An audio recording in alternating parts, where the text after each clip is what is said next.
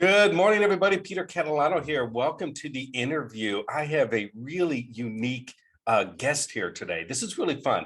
So Jessica Harrington had a master's in public health, and she's from Westchester University. So it's up north. We're down south. She's up north on the East Coast. She's an owner of Journey to Yourself, and she deals, and a speaker, of course, and she deals with stress management. And what I've discovered recently is with this pandemic, so many people are coming out of this stressed. I've seen so many people, I'm in an executive suite, so many people dealing with psychological issues. We have a ton of people here who are therapists, and they have been busy. So I was talking with Jessica the other day, and I noticed how she's got a really unique and great way of working with people to deal with stress. And so I thought it'd be great for you all to hear more from Jessica here today. I know she's like high-fiving everywhere. This is so cool. Jessica, welcome to the interview. Thank you for being here. Oh my God, thank you so much for doing this. I think what you're doing is so amazing. So I really appreciate you allowing me to come on your platform, because this is always fun. Oh, I love it over here. I think it's great that we share information with people, and some people will want to work with us, some people don't. And folks, you'll know how to get a hold of Jessica. I'll make sure her information is published here for you all. But Jessica, let's talk about this stress management here. I'm seeing it all over the place. I've experienced it myself. I didn't realize that being locked up for a year and home would create such a mental stress on me. And I know you specialize in working with people with stress. You deal with communication and helping people deal with themselves first. And so explain a little bit about this for me. Yeah, of course. Well, I like what you said too, because you said, oh, everyone's dealing with it because of the pandemic. But I like to mention that stress is nothing new. This is something we were dealing with way before the pandemic. But Sure. what happened was we had to face it during the pandemic, right? We didn't have as many distractions anymore. Oh, I have to drive to work. I have to do this. I have to take the kids to practice. I have to, I have all these things I have to do. Now we're sitting at home with the person that we might have been avoiding the conversation with, whether it's with ourselves or a significant other. And now we're stuck in this house that all of a sudden became super, super small. And you're like, well, this sucks. This is stressful, right? So it's the now what? So that's a question I get asked a lot, is the now what. If this is so common, if we are always going to have stress, it's now what, right? Because my biggest thing is I'm not taking your stress away. Like, I'm not going to go, okay, you're never going to have stress again. That's not what I do, because stress is every day. It's a reaction to change. And guess what? That's every single day. So what are you doing to create a healthy relationship with stress if it is every day? So like you mentioned, a lot of that is that inner self work. And so what does that mean? Are you spending time with yourself? And a lot of people get really scared about that because they automatically go to meditation and go, I don't want to sit with my thoughts. No, thank you. Turn you off. I'm completely done. Which is amazing in meditation is there's so many ways to be with yourself, whether it's reading a book, going for a walk, doing an activity that's just for you, not because like, oh, well, my husband likes golfing and going to the baseball game, so I go with him, or my kids love doing this, so I do that. And it's like, those are great. And you should be, interacting with others, but what are you doing literally for yourself? If it's taking a nap. Some people do such a guilt trip to go, well, let me just shut my eyes for 10 minutes. Go do it. Go do it. Go take care of yourself. Right. So we're always thinking about other people. It's very known as, oh, it's very selfish to take care of yourself, but it's actually really good to take care of yourself so you can be there for other relationships. For me to tell you that I'm frustrated with you, this is where the communication part comes in. For me to tell you that I'm frustrated with you, I need to know why I'm frustrated with you, right? Sometimes you ever get so upset, they're like, well, what's wrong? I don't know. You're just annoying me. Well, what a part about it am I annoying you about, right? And once we get that part figured out, then I could be like, hey, well, you know what? When you told me, or you said this, or you made this action when we're at the barbecue, I felt this way. Well, they're like, oh, shoot. Well, I didn't know that. I didn't realize I did that. And now I know, now we have this open dialect, and now you're able to do that to me. But if I don't take that time to sit with myself and learn about what I need and want, then I'm not going to be able to communicate that. Right? I get that. So you threw a lot in there. There's a lot to unpack in there. I appreciate that. And so what I'm hearing is there's a skill set and understanding how you communicate where you're at. Now, I'm going to go down a road here, and I know this is a little bit scary, but the pushback in society I'm seeing is I'm not responsible for your feelings. Right? We have a whole bunch of I see out there communication about, look, if I speak something and it offends you, or if you get your feelings hurt, I can't be responsible for how you feel. Yet at the same time, I think it's important for people to not only take responsibility for their feelings and communicate back what they are without without the expectation that the other person's responsible. How are you handling this? How am I the only one seeing this out there, or you see this in the work that you do? And what do you think of this? How do you handle I this? like that because that's actually a really good point. So my thing is, for me to respect you and your feelings, I have to respect myself first, right? So a lot of times it's like, oh, well, they're doing that outer stuff, right? They think about like the bully. Well, I don't care about you because I have low self-esteem and things like that, right? So I got to learn how to respect myself so I can give respect to others because yeah, if I want you to hear what I'm saying, I have to give that to myself so I can take it from you, right? So in the sense Mm, of, oh, well, I don't care that he's not up this early. I'm still going to text him, call him, send him these emails because that's just beneficial to me and he just has to deal with that. Well, how's that respectful? Right. So sure. there's the respect part. So I can't control how you feel because you had your own upbringing, you have your own environmental, you have your own inner dialect for sure. I can't change that. But what we can do is have a conversation. What we can do is set boundaries. What we can do is figure something out that works the best for both of us. But I can't go, okay, well, I'm just going to make you happy. Right. So, or or care that much. Right. So it's finding that balance of respect. But no, I can't control how you feel. No. So I think it's interesting what you say there. You bring up the word respect frequently here, and I look at respect and I say, okay, have we lost that? And is that one of the core elements that we need to bring back? Respect the other individual, respect time, respect boundaries, respect professionalism, but yet still understand that you can take care of yourself. So I know that you have some skill set and helping teach on dealing with arguments. And I won't go down the Facebook road where I've seen many an argument start. I tell you, it's sad when I see that on there. So assuming that it's not a Facebook fix, because when you're hiding behind the computer and you start an argument, there's no way you can really deal with that at all. But Sometimes, yeah. you've got stress added in. Stress has always been here, but now we're having to face it and deal with it, as you said earlier. You've got respect put into place. So how do we learn to respect other people? Now, how do we take that management of that stress, management of ourselves, learn and respect? How do we take that and have an effective miscommunication or argument? Yeah, and that's what it is, right? So with arguments, there's a couple of things I say with arguments. So the first thing I always say is avoid the words never and always. So think about the last time you had an argument. You always put yourself first. You never listen to me. You always leave your laundry on the floor. You never think about me. So when I say these things, what's your first reaction? Yeah, what do you mean? I've never done this. I've done this before. What do you mean always? I don't always leave it on the floor. Yeah, I'm defensive. I'm defensive. I'm defensive. So now you become defensive. So what's my reaction? I then become defensive back, right? Right, right. And where do we go? Yeah, you Now can't win on that. you can't win there. But then you just said something else.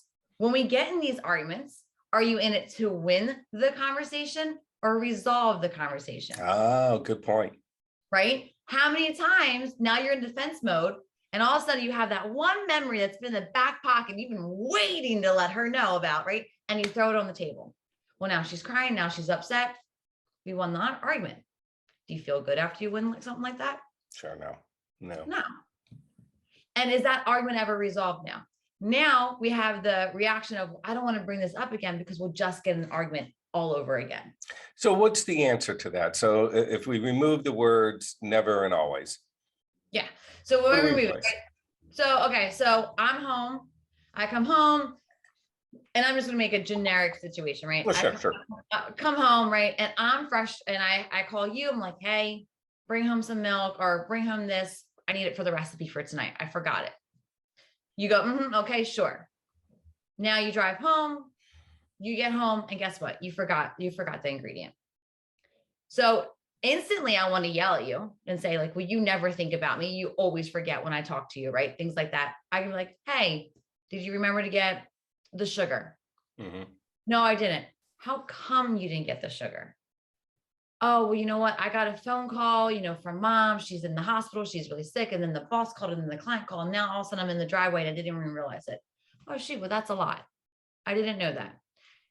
Do you want, and then you go, well, do you want me to go get it? I'll go get it now. Nope. We're just going to improvise. So what I'm doing is I'm asking questions, right? I'm asking questions instead of just doing the blame game, or I can go, I feel frustrated that you didn't bring home the sugar. It makes me feel that you don't listen to me. So now you're going, oh, she's frustrated if you're not confused on what's happening and you know why. Well, no, of course I listened to you, but mom called, client called, boss called, and all of a sudden I just realized I'm in the driveway and I didn't even think about it. Right? You were just on this whole other roller coaster, which happens. How many times do you walk into another room going, why did I get here? Right? Like, because you have so many things going on, but we forget that, right? We take the inner thing going, oh, he just doesn't love me. Yeah. So what I'm hearing, yeah, and I love this because what's immediately there for me is defensiveness. It's this, and tell me if this is on target in your experience on here. It's the stress accentuates or accelerates or creates more defensiveness. So no matter what, I'll tell you a fun story about forgetting the food. My wife used to send me to the grocery store all the time. It's a great example. And I used to come home either missing things or not getting the right things. And she would say it in a way that I took defensively. Yeah. No matter what she should have said, oh my gosh, this is amazing. I can't believe you substituted this. How wonderful you are. And I would have been like, oh my God, I substituted the wrong thing. And I realized that I got to take responsibility for where my head is. I got the phone call. I got this. I got stress going on. I'm trying to make money for the family. I'm the breadwinner. I got all this going on, and going to the grocery store for you. Come on, give me a break. I mean, that's where my head is. So why are you yelling at me for that? So it's that defensive. It's being able to hear the person ask. So one, the person like you said, the person needs to ask, well, how come you didn't get the sugar?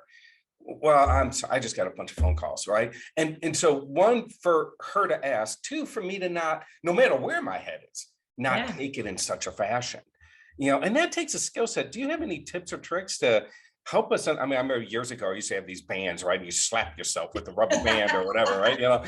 Anything I can do to help, bring us back to, wait a minute, she's not being accusatory. I'm being defensive. Hold on. It's just sugar. It's just sugar, right? So there's a couple of things. So going back to one of the things you talked about in the beginning, making that time for yourself. Because when I have time, I can realize that this stuff I get defensive about. Hey, we all have our thing. I'm far from everybody. You're like, oh, I never argue. I don't get defensive. Sure. Amazing. Right. Yeah. I'm just, peaceful piggy over here, Right. But now, like, I have my own reactions too. So where are those self check-ins? Right? Where's that self check-in? So either it's in the moment, which would be super awesome, but that doesn't always happen, right? So you see that she gives that face, you feel that frustration. So this kind of goes back to when I'm saying that check-in, you're going to learn your reactions of stress. So super quick, I know we don't have a lot of time, but super quick, there's 3 reactions to stress. Physically, it's your body. So first reaction, you get the red in the face, you get the sweaty palms. Mine for me is like that gut punch, like, oh my God, this is happening. I feel it, right? Then it's the emotional response. Emotionally, I feel defensive. She doesn't realize how busy I am. She's going to ask me something again. Doesn't she know my work schedule? How dare she? Right? That defensive, sad, anger, frustrated, impulsive. Then the behavior. What am I doing next? How am I talking to her? Am I yelling? Am I screaming? Am I cursing? Am I going, you know what? Throw something. I'm just done. Here's my keys. You go get the sugar. How am I reacting? So once I start to take that ownership and take that awareness of how I react, that's the first step, right? So taking that time for yourself is for those moments. Or when you go take the ownership, when she says, you're getting really defensive, or I feel you're getting frustrated, I'm going to walk away. You know what? All right. She's getting frustrated with me. Okay. Why? What part did I do? Because again, we can't control what they're doing. We can't control their mindset. There are 6 different conversations, but I can come to the conclusion of where I'm at. And this is where the ownership comes in. This is where that take time for yourself comes in, right? So that self check-in the moment, I know this is my biggest one. If you're very starting out, is literally just taking a breath. It sounds so cheesy. It sounds too simple. You're like, well, I don't want to just take a breath. Take that breath. It's going to start to trigger you to go, okay, I'm going to come back here. Kind of like you were talking about that rubber band. Well, I don't want to carry a rubber band. Let me just take that breath. Okay, where am I at now? And start asking yourself the questions. Why am I getting defensive? And if you don't know, this is where people get frustrated too. I don't know what made me frustrated. That's okay. I don't know, telling the wife, telling the daughter, whatever. I don't know what's making me frustrated right now, but I'm feeling frustrated. Okay. Right? So it's that communication piece again. So it's a lot of this really just keeps like circling back and hand in hand with each other, you know?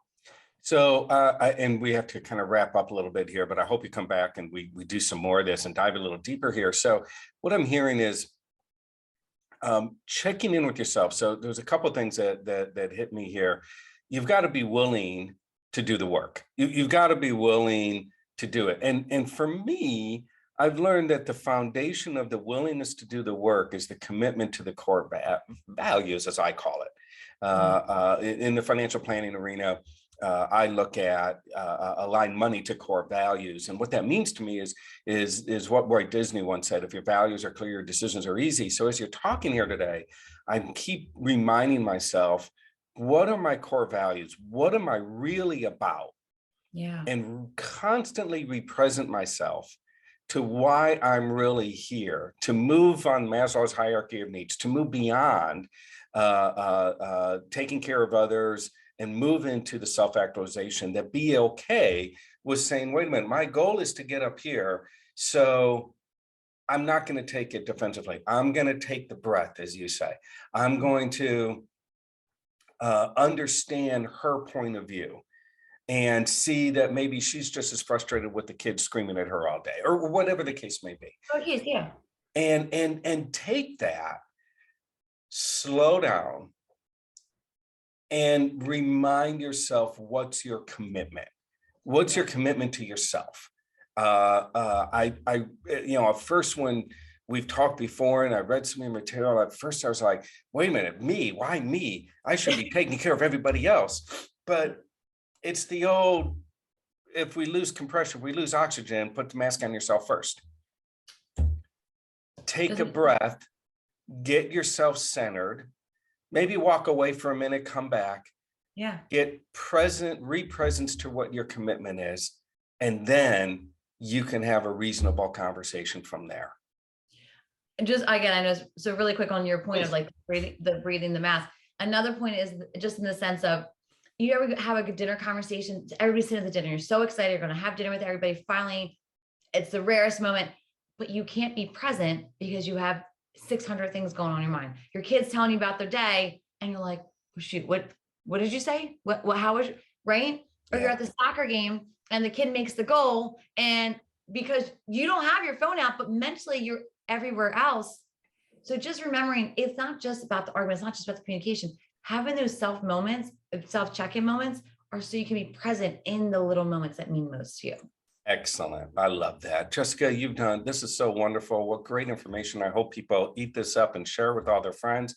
Thank you for being here on the interview. I hope you come back. In the meantime, if people want to get a hold of you, I know your name and contact information is on the bottom of the screen here. So please feel free to reach out to Jessica.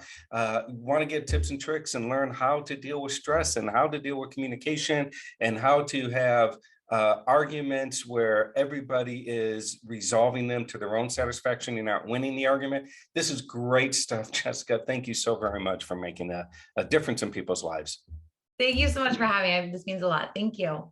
My pleasure. We'll talk to you soon.